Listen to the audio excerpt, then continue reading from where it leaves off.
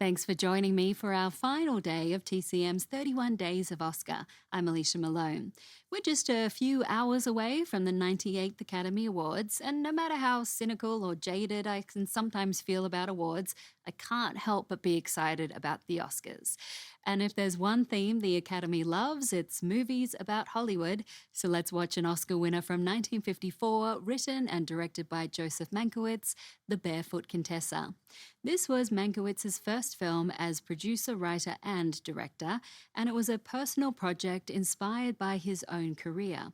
The story reflects Hollywood in the 1950s when, post-war, the industry looked to Europe for stars, bringing over actresses like Sophia Loren and Gina Lollobrigida. And Mankiewicz also drew on the real-life tale of Margarita Cancino, a Spanish dancer who was remade into the Hollywood star Rita Hayworth. Humphrey Bogart stars as struggling writer-director Harry Dawes, who begins working with a temperamental tycoon, played by Warren Stevens, and a smarmy publicist, played by Edmund O'Brien. On a trip to Europe, they spot a beautiful dancer named Maria Vargas, and Harry is assigned the task of convincing her to come to Los Angeles and star in their movie. Ava Gardner was the perfect choice to play Maria, but she was under contract with MGM. Because Joseph Mankiewicz had burned a few bridges with that studio, he had to pay top dollar to borrow her. It was worth the money, and the film was nominated for 2 Academy Awards, winning one for Edmund O'Brien's performance. From 1954, enjoy The Barefoot Contessa.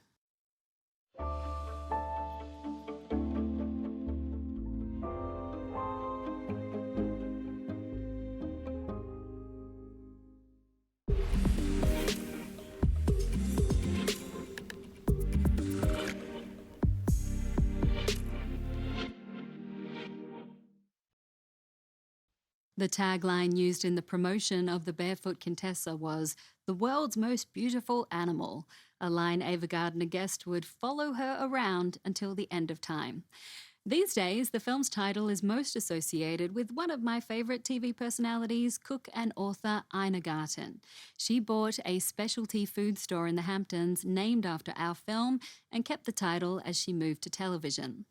The Barefoot Contessa was nominated for 2 Academy Awards, Best Original Screenplay for Joseph Mankiewicz and Best Supporting Actor for Edmund O'Brien.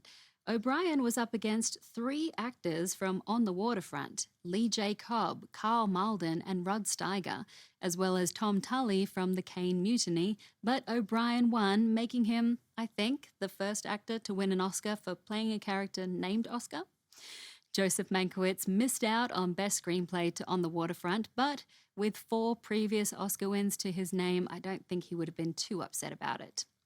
And from Joseph Mankiewicz to his nephew, Ben Mankiewicz. Up next, Ben will be with you as our lineup of movies about Hollywood continues. He has a 1966 drama all about the Oscars, starring Stephen Boyd as an actor nominated for the Best Actor Academy Award. Enjoy, and I'll see you soon.